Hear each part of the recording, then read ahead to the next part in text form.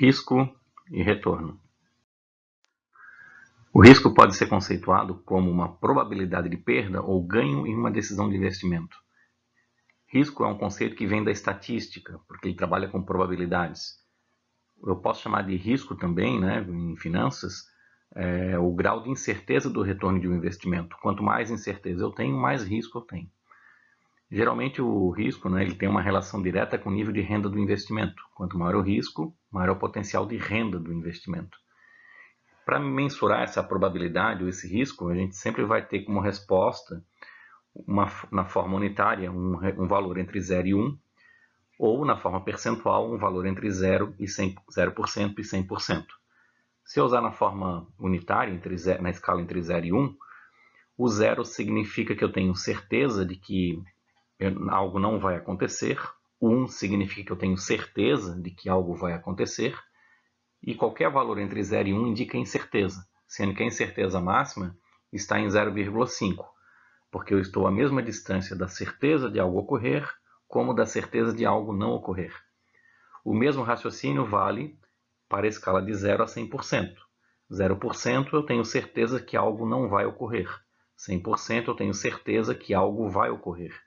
E 50% é a probabilidade de algo acontecer ou não. Então eu tenho o máximo de incerteza. Eu não estou nem próximo da certeza de ocorrer, quanto da certeza de não ocorrer.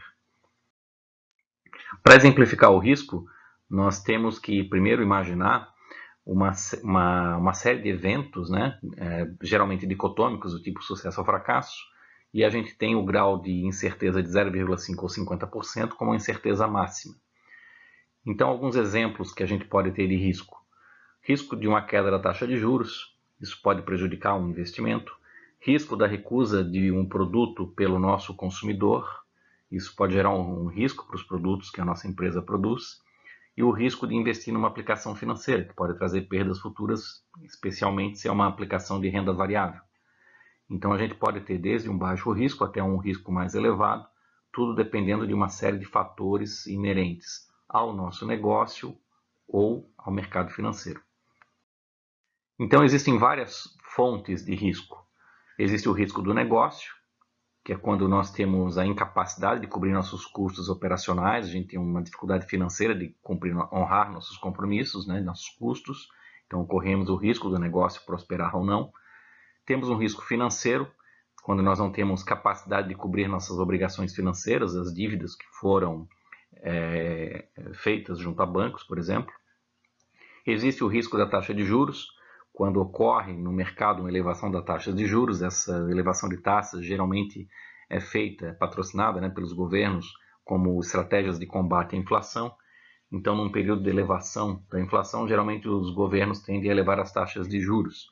E se uma empresa tem dívidas com o quadro de elevação da taxa de juros, o seu passivo também irá aumentar na mesma proporção.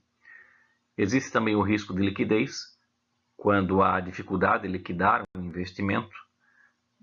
Existe o risco de mercado, esse é relacionado à lei da oferta e da procura. Se nós temos um bem na nossa empresa que está à venda e a lei da oferta e da procura determina o valor desse ativo, se a procura por esse bem cai, o valor desse bem também cai. Então é um risco que o empreendedor tem ao negociar produtos. A lei da oferta e da procura pode determinar o risco desse produto perder valor no mercado. Existe o risco de evento, quando existem alguns fatores contingenciais que podem prejudicar o seu negócio, como até mesmo a proibição de vendas. Vemos, por exemplo, em períodos de pandemias, quando muitos estabelecimentos comerciais são proibidos de operar, e aí você tem um fator contingencial elevando o seu risco e prejudicando o seu faturamento. É evidente que o fator saúde é extremamente importante. As recomendações sanitárias devem ser obedecidas, mas quem tem um negócio sempre corre um risco desse tipo, o risco do evento, inerente a fatores contingenciais.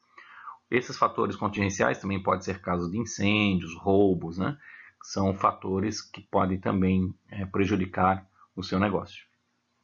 Existe o risco da taxa cambial, principalmente se no nosso quadro de custos do nosso negócio existe muita matéria-prima importada, muitos produtos importados, Então, quando há flutuações na taxa de câmbio, esse risco da variação na taxa cambial pode prejudicar o nosso negócio. Existe também o risco do poder de compra, isso aqui é inerente ao mercado consumidor, porque vejamos que num período inflacionário os preços vão subindo, os custos sobem, as empresas têm que remarcar seus preços de venda, reajustar seus preços de venda, e não necessariamente os seus consumidores têm o mesmo aumento salarial. Então, num quadro de inflação, as pessoas trocam os produtos de um preço mais elevado por produtos mais baratos ou simplesmente param de comprar, Então, isso ocorre devido ao risco do poder de compra. Quem tem um negócio sempre corre o risco desse poder de compra, que é inerente à capacidade de pagamento dos seus clientes. E há também o risco fiscal, quando alterações na lei fiscais podem levar à tributação do seu negócio e, por essa razão, inviabilizar o preço de venda do seu produto, tornando-o mais caro frente aos concorrentes. Então, um empreendedor sempre busca, de alguma forma, diversificar ao máximo o seu risco. Então, o risco diversificável pode ser entendido como risco específico que uma empresa ou setor tem e que ele pode ser diminuído ou dirimido através da compra de ativos de empresas de outros setores econômicos, porque aí você está diluindo o risco do seu negócio dar certo, aplicando em outras áreas de investimentos de outras empresas onde o risco é menor. Então, em situações extremas, como com possíveis alterações de políticas econômicas ou com forte influência governamental, você pode, muitas vezes, diminuir os investimentos numa empresa, numa determinada área e investir mais numa empresa de uma outra área.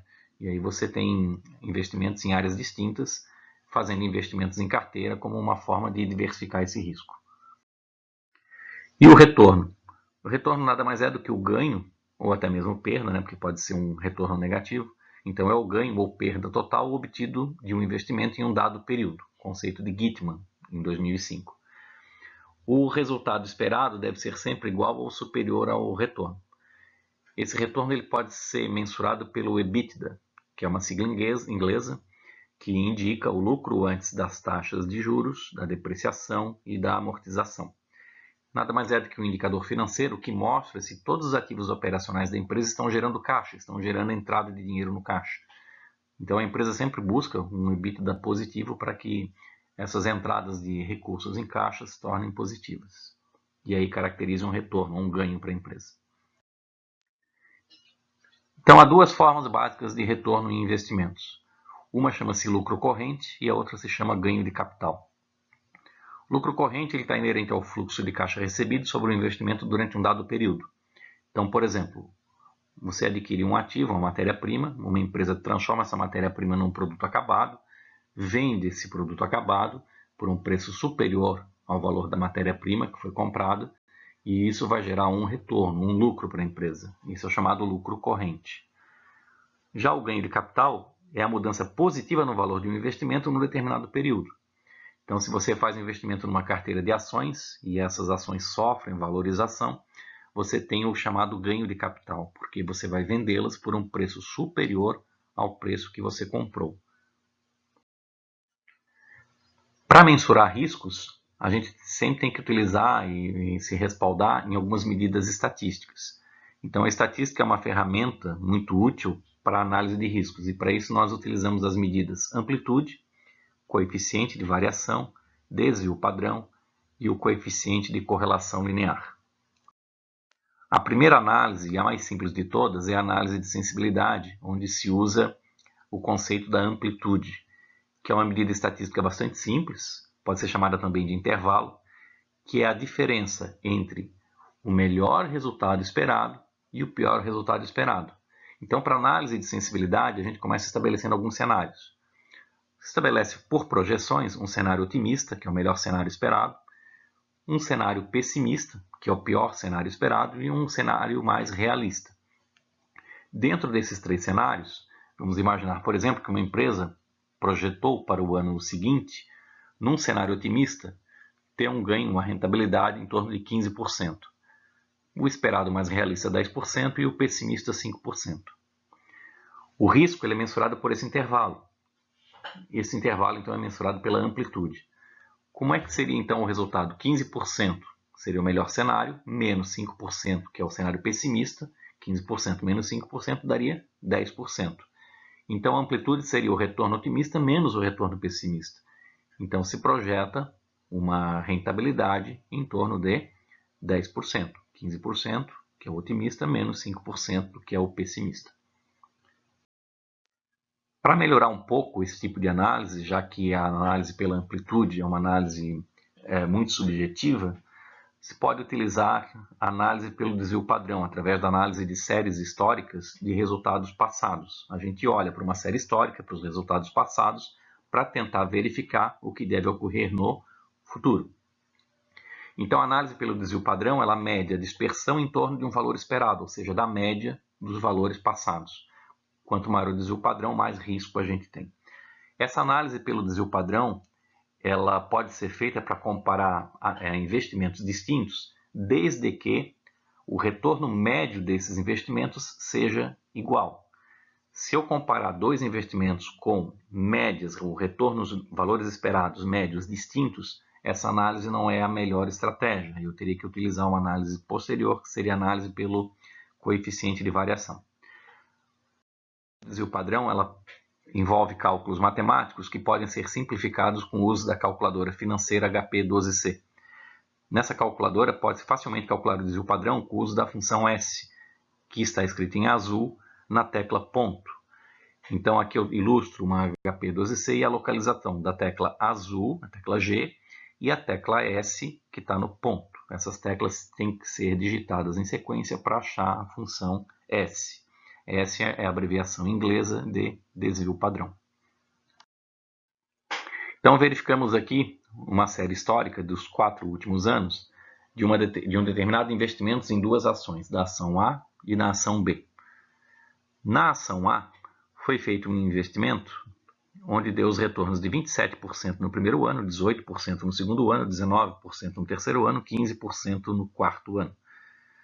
Colocando esses valores na HP12C, eu teria que digitar a sequência de teclas FREG para limpar os registros, 27 e aperto a tecla somatório mais, é uma tecla específica de registradores estatísticos, depois 18 somatório mais, 19 somatório mais, 15 somatório mais e GS.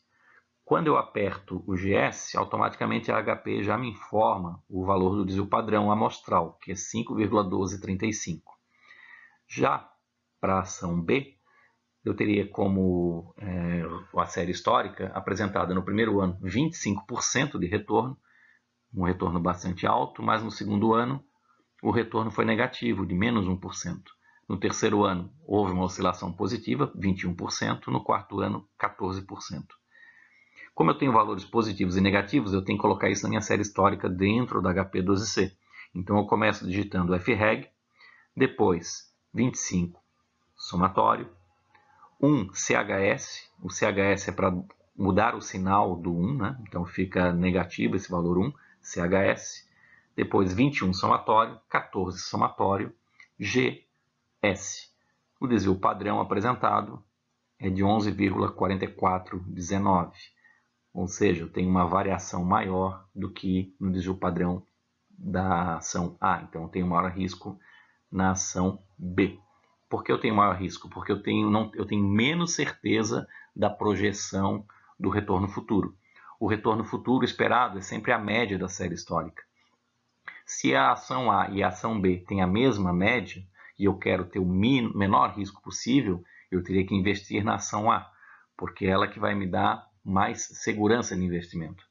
Agora, se eu estou apto a correr mais riscos, eu posso investir na ação B, mas eu tenho que ter a ciência que a possibilidade de perdas também é maior na ação B, pois ela tem maior risco.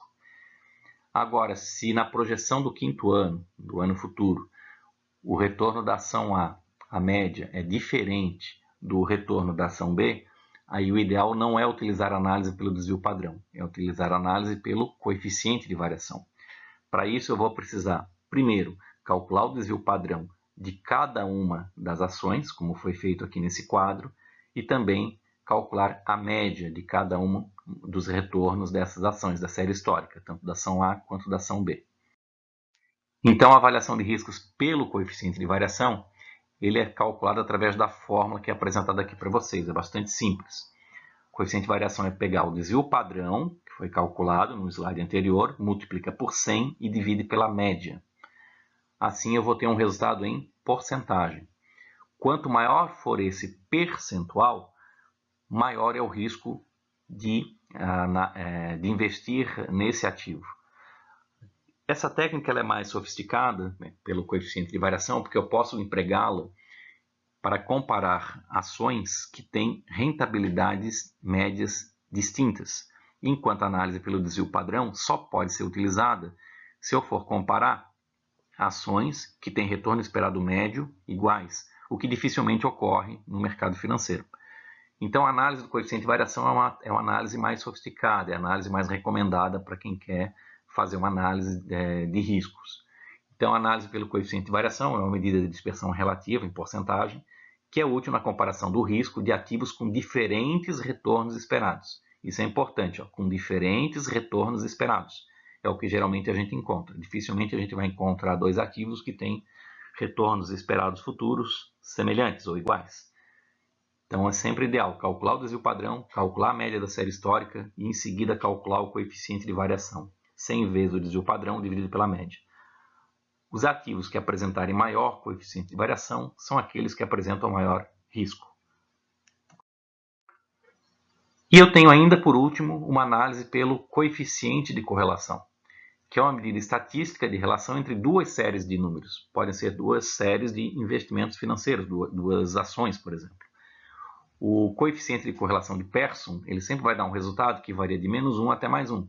Ele vai me dizer se as duas variáveis numéricas que eu estou comparando, pode ser o rendimento de duas ações distintas que eu estou comparando, se elas estão positivamente correlacionadas, no lado positivo, ou mais próximo de +1, ou se elas estão negativamente correlacionadas, próximo de -1. Quando elas estão positivamente correlacionadas, ou seja, dão um valor positivo, acima de 0, indica que as duas variáveis crescem no mesmo sentido, por exemplo, a ação A e a ação B. Se a ação A e a ação B têm uma correlação linear positiva, indica que quando o preço da ação A sobe, o preço da ação B também sobe. Agora, se a correlação é negativa, indica que elas têm comportamentos divergentes. Ou seja, quando o valor da ação A sobe, o valor da ação B cai. E quando o valor da ação B sobe, o valor da ação A cai. Quando a gente encontra duas ações que estão negativamente correlacionadas, elas podem ser utilizadas para fazer uma coisa chamada de hedge, ou proteção. Isso é muito comum no mercado financeiro quando alguém quer eliminar o risco e não quer investir apenas num único tipo de ação. Então, eles procuram ações que tenham uma correlação negativa, porque o mercado de ações ele é muito volátil, tem muitos altos e baixos. E para eliminar um pouco esses altos e baixos, alguns investidores procuram, então, ações que compensem a queda de um determinado investimento. E isso só ocorre se elas estiverem negativamente correlacionadas.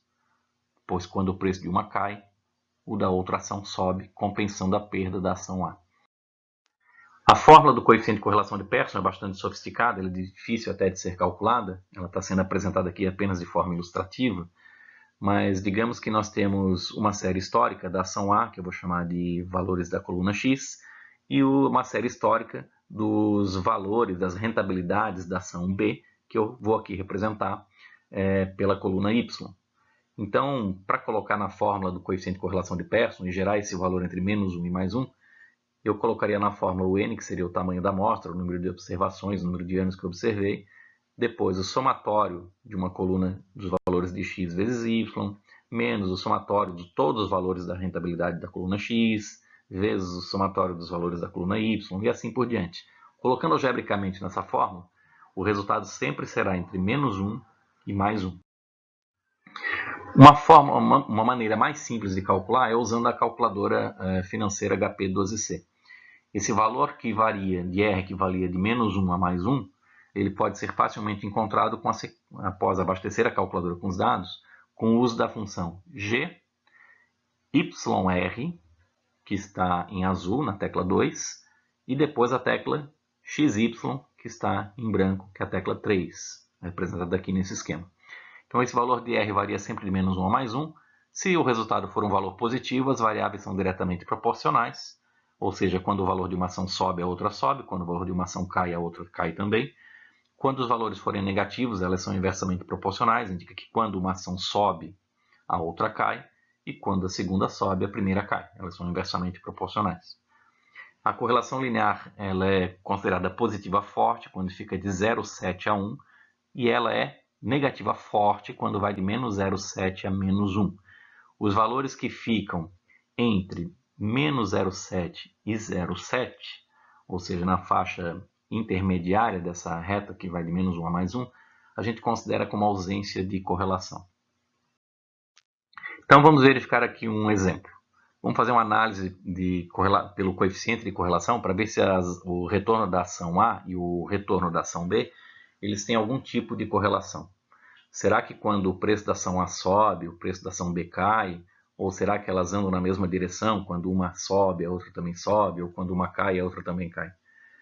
Então, para isso, a gente vai ter que fazer o cálculo da correlação entre os retornos das ações A e B, e a gente pode utilizar a calculadora HP12C para ter mais facilidade no cálculo.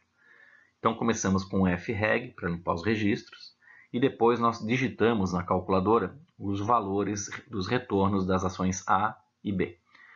Então, eu digito 27, que é o retorno da ação A, Enter, e o 25, que é o retorno da ação B. O Enter serve para separar o retorno da ação A e o retorno da ação B. A tecla somatório mais é para indicar a primeira série de valores. Depois eu digito 18, que é o retorno da ação A no ano 2, o Enter. Um negativo é um CHS, que é o retorno da ação B no ano 2. E aperto o somatório mais. Vai aparecer o número 2 no visor, indicando que nós digitamos a segunda série de dados. Em seguida, eu aperto 19, Enter, 21, somatório mais, e aí nós teremos no visor da calculadora o valor 3, que indica que eu entrei a terceira série de valores do terceiro ano. E por último, eu digito 15, Enter, 14, somatório mais, que é o que apresenta no visor o número 4, indicando o quarto ano da série histórica que eu tenho dos valores dos retornos das ações A e B. Após ter entrado essa série histórica, tanto de A quanto de B, eu vou apertar as teclas inerentes ao coeficiente de correlação linear de Pearson. É a tecla G, a tecla YR e a tecla XY, dando como resposta 0,5728774, o que indica que eu tenho aqui um valor positivo, o que significa que as duas variáveis estão, de certa forma, andando na mesma direção. Quando uma sobe, a outra sobe, quando uma cai, a outra cai. Haja vista que a correlação linear de Pearson deu positiva, as variáveis andam na mesma direção. Só que essa correlação não é muito forte, pois o valor de 0,57 é menor que 0,7.